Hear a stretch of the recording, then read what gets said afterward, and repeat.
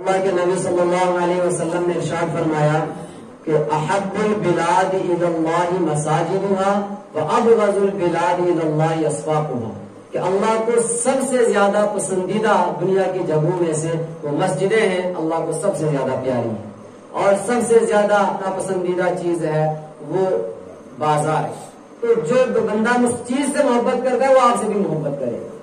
تو اللہ تبارک و تعالیٰ کو اگر مسجدیں محبوب ہیں تو مسجدوں کو آباد کرنے والے بھی محبوب ہیں، مسجد کو تعمیر کرنے والے بھی محبوب ہیں۔ صحیح بخاری اور صحیح مسلم کی حدیث ہے، اللہ کے نبی صلی اللہ علیہ وسلم نے فرمایا من بنا للہ مسجدا بنا اللہ لہ بیتا فی الجنہ، کہ وہ شخص اللہ کے لیے اللہ کے رضا کی خاطر مسجد تعمیر کرتا ہے، اللہ تعالیٰ اس کے لیے جنت میں گھر بناتے ہیں۔ اور ایک حدیث میں ہے من بنا مسجدا صغیرا او کبیرا، چاہے وہ چھوٹی مسجد بنائے چاہے وہ بڑی مسجد بنائے، اللہ تبارک و تعالیٰ اس کے لیے بھی جنت کے اندر محل تعمیر کرتے ہیں۔ حتیٰ کہ ایک روایت کے اندر آئے کہ اگر تیتر کے گھونسلے کی جتنی تعاون بھی اگر مسجد میں کرتا ہے اور اتنی مسجد اگر تعمیر کی جاتی ہے تو اللہ تبارک و تعالیٰ اس کے لیے بھی جنت میں محل بناتے ہیں۔ اس لیے آپ سبھی حضرات سے گزارش ہے کہ آپ ابھی جس مسجد کے اندر نماز پڑھ رہے ہیں آپ اس کے چاروں طرف نظر دوڑائیں، اس کا بہت سا کام ابھی باقی ہے اور اللہ کا فضل ہے، اللہ کا احسان ہے، ورنہ سال گزشتہ اس جگہ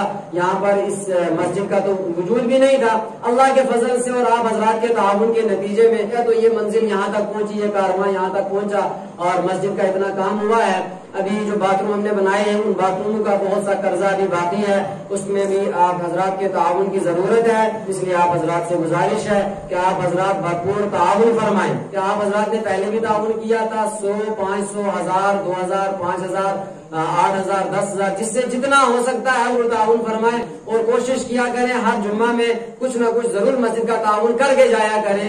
یہ مسجدیں ہی ہیں جو ہمیشہ باقی رہنے والی ہیں اور مسجدوں کے اوپر جو مال ہمارا پیسہ ہمارا لگے گا یہ پیسہ ہمارا آخرت میں ہمارے لیے ذخیرہ بنے گا۔ میں آپ حضرات خود بھی تعاون فرمائیں اور اپنے دوستوں سے اور اپنے جو رشتہ دار ہیں ان کو بھی یہ پیغام پہنچائیں۔ حدیث میں آتا ہے کہ الدال علی الخیر کفاعلہ، کہ جس طرح ایک بندہ خود کوئی نیک کام کرتا ہے اس کو ثواب ملتا ہے، تو اگر نیک کام کسی سے کروا دے، دوسرے بندے کو اس نے ترغیب دی اور اس نے وہ اس کام کو کر لیا تو اللہ تبارک و تعالیٰ اس کو بھی برابر اس کا ثواب دیتے ہیں۔ نمبر 1 تو دے دیں، نمبر 2 دلوا دے، نمبر 3 دینے والے کا پتہ بتا دیں۔ علوم کے اندر لکھا ہوا ہے